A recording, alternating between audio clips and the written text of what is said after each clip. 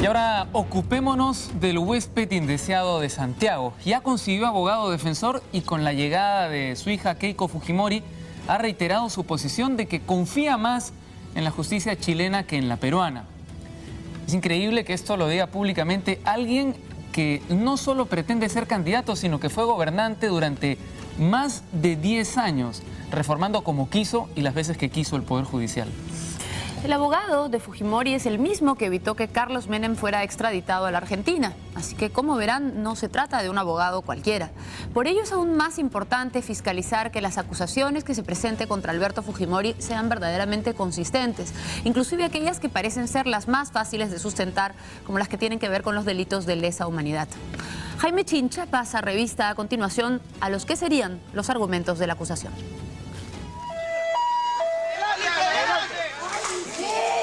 La noche del 16 de julio de 1992, Lima estalló de espanto, terror y muerte. ¡Carlos!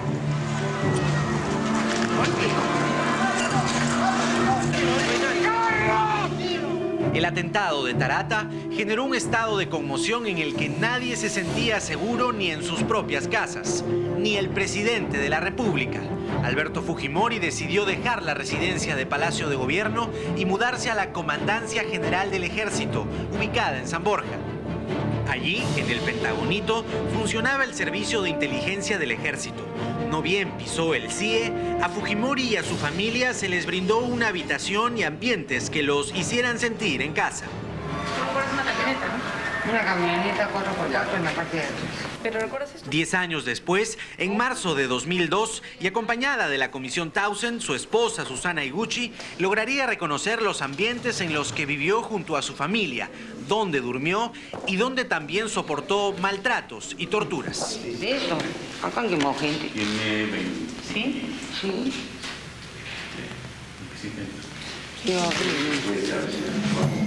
Pero en 1992, en el Servicio de Inteligencia del Ejército se planeó algo más, una respuesta al brutal atentado de Tarata. Había que buscar a los responsables, cueste lo que cueste. Fue así que desde las oficinas del CIE, con Fujimori viviendo allí, se planificó cada detalle de un operativo en la Universidad La Cantuta. Y en el Servicio de Inteligencia del Ejército estaba y vivía también Martín Rivas, desde ahí operaba. Entonces, ha estado junto a él en el tiempo que ocurrían los crímenes. Es imposible que Fujimori fuera a negar esto.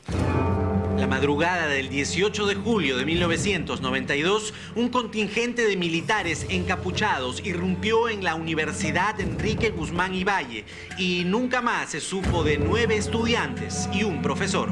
Cuando hay una dictadura en el Perú, cuando no hay ningún control sobre el gobierno y cuando Fujimori, Montesinos y Hermosa Ríos hacen prácticamente lo que le da la gana.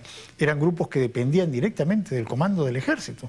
Esto ya está demostrado. Ellos reportaban a Hermosa Ríos y simultáneamente a Montesinos, no eran grupos aislados que funcionaban por la libre. Pero la matanza recién estuvo en boca de todos en abril de 1993. El congresista Henry Piz denunció públicamente que 17 militares estaban comprometidos en el crimen.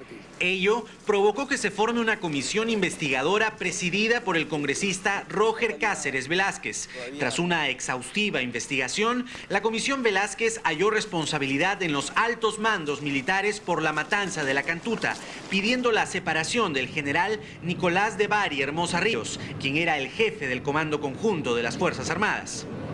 ¿Qué hizo la bancada parlamentaria de Fujimori en el Congreso? Prefirió dejar todo en manos de la justicia militar. Tan vergonzosa decisión tuvo nombre propio: la Ley Cantuta. El informe sobre el caso Cantuta, que se aprueba en manos de los miembros de la bancada de Cambio 90, nueva mayoría en el CCD, es ubicado por nosotros en uno de los famosos disquetes de la computadora del CIN. Pero a la denuncia presentada por Henry Piz se sumó el tercer hombre en la jerarquía del ejército. El 6 de mayo de 1993, el general Rodolfo Robles tuvo que abandonar el país y asilarse en la Argentina tras denunciar a altos jefes militares de la época como los autores del secuestro y asesinato de 9 estudiantes y un profesor de La Cantuta. El cerco se cerraba cada vez más sobre el Grupo Colina. julio del mismo año, 1993, se descubre lo más espeluznante. Tras una investigación del periodista Ricardo Uceda, se logra dar con las fosas en las que fueron enterrados los estudiantes de la Cantuta. Previamente, habían sido torturados, muertos y calcinados.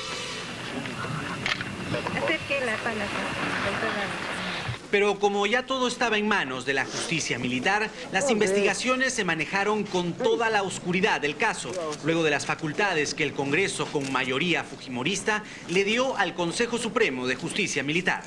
Lo que aquí hay que tener muy en claro es que estamos hablando de crímenes a través de aparatos de poder. Nadie espera que Fujimori, como en su momento Abimael Guzmán u Osama Bin Laden o cualquier otra persona que tiene una organización, cometa directamente los crímenes, haya apretado el gatillo, haya estado presente en la escena del crimen, etc. De eso no se trata. Se trata de personas que desde atrás tienen un dominio de la voluntad, de los recursos, de los acontecimientos y del personal que va a ejecutar directamente los delitos, ¿no? Ese personal que cometió los delitos se tuvo que sacrificar por algunos meses.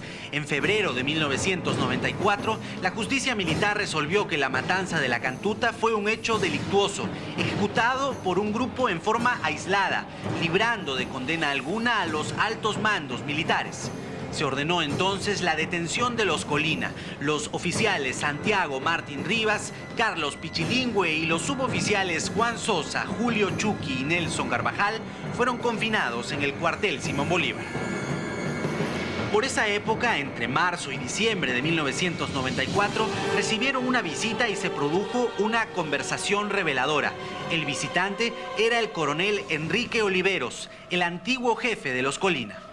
La conversación fue puesta a la luz en el libro Muerte en el Pentagonito del periodista Ricardo Uceda y deja en clara evidencia la ayuda que esperaban ansiosamente los asesinos, la del presidente Alberto Fujimori, la amnistía. Por lo menos que nos digan un año sé que... Un plazo para más o menos estar tranquilos, mi coronel. Yo más o menos tengo un esquema. El plazo podría ser el siguiente, entre julio o agosto del 95, porque hay dos posiciones. Si no se reelige al ingeniero Fujimori, antes de irse, da una ley. Si se reelige después de su reelección, ¡pa! En este momento de la conversación, Oliveros habla con más seguridad de una gran ley firmada por el mismo Fujimori. O sea, piensen entre julio y de agosto a septiembre, porque después de que se reelija, con el poder y todo, Fujimori va a dar una gran ley Como decir, de concordancia nacional, que todo el mundo que estuvo metido en esta situación de... Y ¡boom! Como diría Fujimori, olvidamos todo y empezamos mi nuevo gobierno con esta nueva ley. El Colina Julio Chuqui imita a Fujimori con la certeza de que los pronósticos del coronel Oliveros se harían realidad al año siguiente. Y así fue. Señores congresistas que estén a favor de los señores congresistas que estén a favor del proyecto de ley leído, sirvan de manifestar levantando la mano. En junio del año 95, los fujimoristas en el Congreso dieron una amnistía a los criminales del Grupo Colina, ley que fue firmada por Alberto Fujimori. Él era presidente de la República en todo este periodo.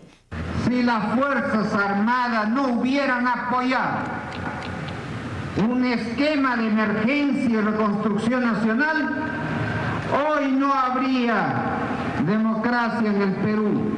El Grupo Colina quedaba así impune no solo por la matanza de la Cantuta, sino también por la de Barrios Altos, ocurrida en noviembre de 1991.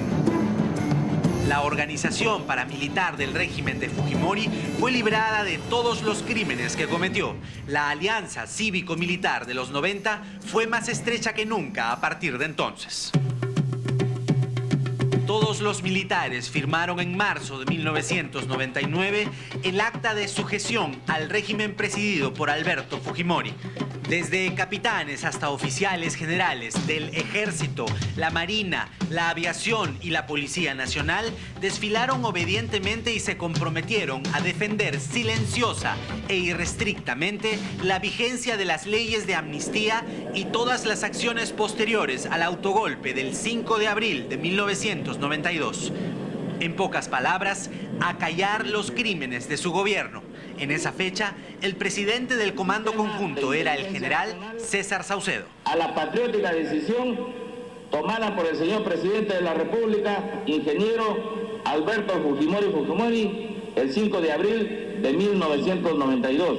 Saucedo había reemplazado a Nicolás de Bari Hermosa, el mariscal que había detentado por 7 años el mando de las Fuerzas Armadas con el apoyo de una ley que especialmente firmó Alberto Fujimori. A la caída del régimen, en la cárcel, Hermosa lo confesó todo en su declaración testimonial de septiembre de 2001 ante el vocal supremo José Luis Lecaros, delató a Fujimori.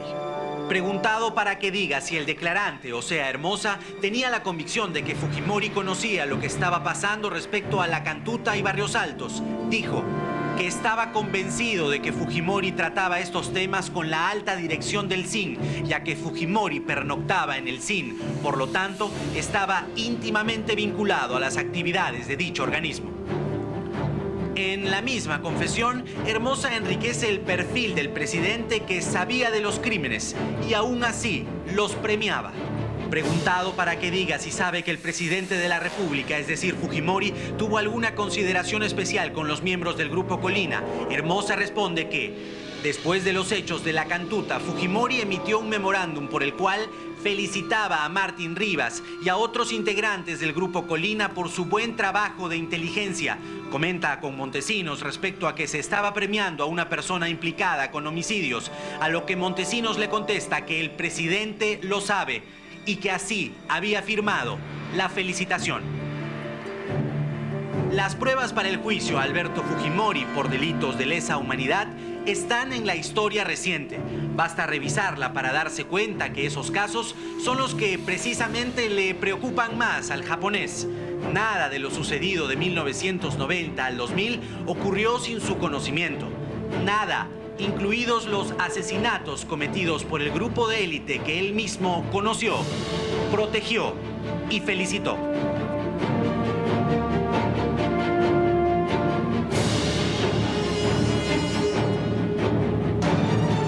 Y ahora estamos con los trabajadores afiliados al Sindicato de Tecnólogos Médicos de Salud. Ellos amenazan con un paro de 48 horas. Su representante es el señor Guisado. Brevemente, señor Guisado, díganos cuáles son sus reclamos.